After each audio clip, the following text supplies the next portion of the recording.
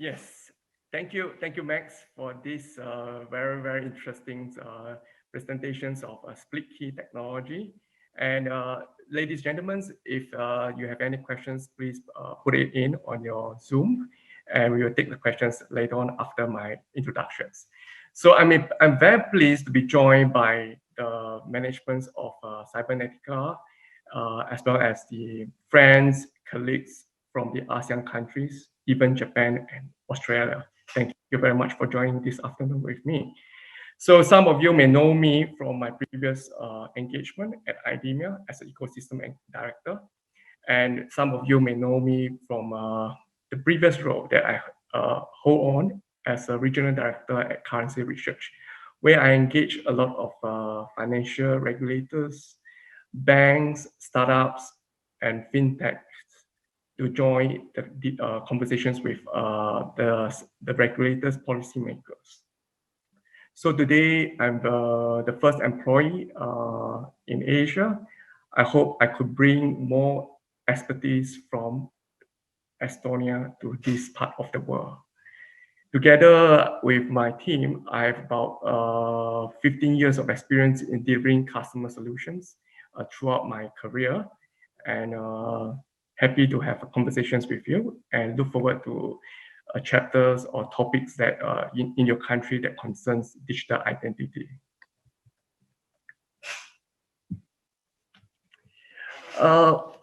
Why the top threats in associated with digital banking could be, I think most of you in the banks, you're much more familiar than what top here mentions, and you probably go to the public services to renew your passport for your kids, well, probably once in a year, but you receive your salary, you pay your bills, you are going there every month.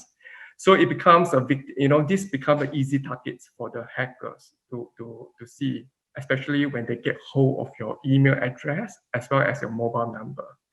So phishing and fake websites attacks, these are some things that probably your company or your personal computer can protect with. But the man in the middle and man in the browsers attack is something that a lot of laymen, a lot of citizens, especially old men, they couldn't actually recognize which messages is a real, which messages is a fake one. So that's why I put it as a bot in these slides. I would like to raise the concerns for majority of you. And use of VPN, proxy, Tor, remote access, these are all easily available tools from the dark web. Even they can teach you step by step how to attack victims that you will target to.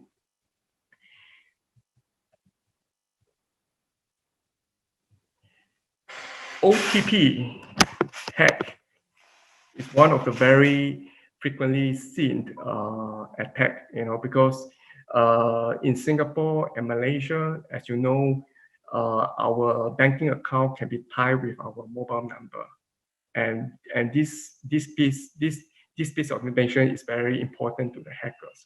When they know that your number is tied with your bank account, they could actually send you a payment and then wrongly and tell you that I'm sorry, I sent you a payment wrongfully to you and ask for a refund. And this is where they get hold of your sometimes they get hold of your mobile number, and they have a way to actually standing in between you and the SMS server and get hold of your OTP tokens passwords. And that's where they launch a second attack.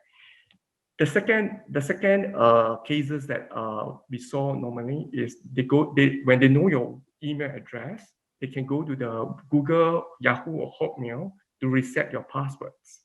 So when I reset your password, a passcode was sent to the victim's mobile number. And later on, because I know your mobile number, I could send a message to you and then saying that your account has been compromised, please key in this 4 code or 6 codes to this number. So when you receive the first SMS with the code, and you key into the second messages following, and that's where the hacker get hold of your the real code that you send, and they can look into your personal email account easily with the reset code, and they get hold of your email address, and they can actually do a lot of damages with your email. I mean, with the following activities, right? So we saw also in some country account takeover, SIM swap are very often taking place. And this is maybe due to the poor documents, cyber identity. The country is now, because in some country there's just too many populations, and the governments have some programs to roll out before they can actually have an electronic ID cards, or some even higher assurance cards that can use, right? So we saw many immediate attacks. We also saw device attack using the sniffing or spoofing malware that the victims could be unconsciously downloaded mobile apps. Hiding inside the apps is all these Trojan horse, and they can actually remotely monitor whatever you key in your mobile phone. And very often we see we can block, we can remove someone suspicious from our WhatsApp, but SMS actually is quite hard for you to remove, because SMS, if you're using the Apple iPhone, I can actually no need to review myself by sending you a lot of information that is not required. And one in a millions will actually fall into this trap. Yes. So today I see a lot of countries how there are top 5 forces that shaping the future digital identity. So the first will be the identity will become more mobile, right? As we know, there are now over 4 billion people across the globe have the access to the internet. And the internet penetrations has reached, by the end of last year, 60% of the populations. And more than 50% of the global traffic, internet traffic, is mobile. And according to Kaya presentation via Statistica, the mobile device are actually the primary means of accessing the internet for users. And Google, the company that we know, everyone's know, is going steadily towards a mobile-only world. So the digital ID stakeholders is very clear. We are just preparing for the digital first solutions. Second, demand for security and trust. Identity is the link that connects the individual to his or her community. And the key challenges for public authorities, like some of you, is to create the harmonious digital bonds that secure this relationship between the new mobile identity and the broader society. And this bond is only possible through the general framework of trust, built on personal data protections and the security that guarantees. We have seen and continue to monitor the past few incidents that happens. The mid to 2018, the Cambridge Analytica incidents, the revelations was a good illustration of the need for more robust digital identity frameworks. Privacy by design and regulation are forming across the countries in Asia. With the leading ones is like Canada and Australia. They have a very good public trust framework at this moment. And Facebook is working on the 7 principles of privacy by design. There are much more privacy protection rules and regulations.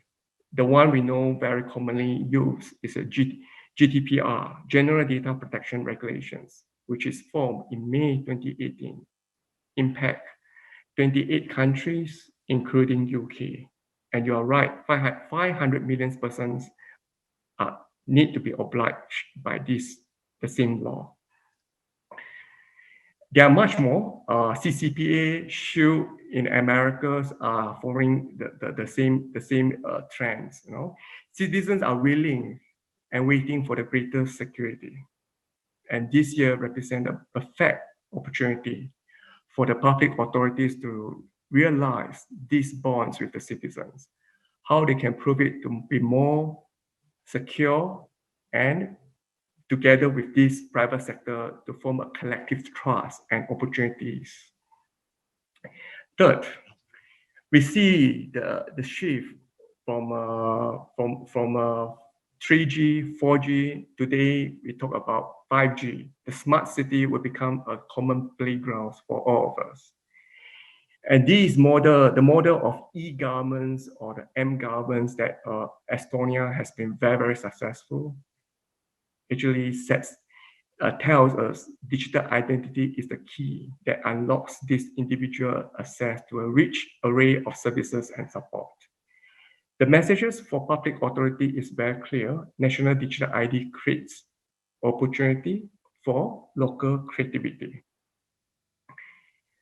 Fourth, public supervision will be critical to sustaining the growth of this digital economy. We know the world now is faced with a pandemic and challenging economic after this, the worst ever since that we face the Second World War. Almost all the threats are coming down, and we are becoming we couldn't even travel for the sake of business. And today we have to do this webinar. Otherwise, we would love to come to your country to do this in person, right? The regulatory environments take place, and the close collaborations between the financial world, banking, central and public authority, digital communication operator, telco, will support this effective solution and implement best practices with all of them agreeing and consensus with the majority of the civil citizens. Last, we saw that the governments are not stopping to the roots to the digital identity. We see a 3 stages dynamics that drive this digital ID. And from theory to proof of concepts, whether in your country using blockchains in public services or healthcare. And there are some countries in Thailand, decentralized model is taking place. And in some countries like Malaysia and Singapore, the centralized and federated model where they find them more suitable for them. So all this activity are creating a lot of opportunities for the private sectors as well. I would like to leave some foods of thoughts for the attendees today. Should bank, telco, or both of them forming a better identity providers? So as my understanding, if you ask residents in Philippines, do they trust their telco more, the bank more? The answer would be very surprised to some of us, because personally, I trust bank more than the telco. But in some countries, they trust telco more than the bank. So I would like to leave these thoughts for you, and whether you know your trusted identity, how in your country define who are the trusted identity providers, and do they agree to come together to form these identity schemes, or do they think that should the governments take the lead in this trust framework before the private sectors take forming on? And I would like to give this stage back to Max for the Q&A questions. And thank you, gentlemen, for joining me.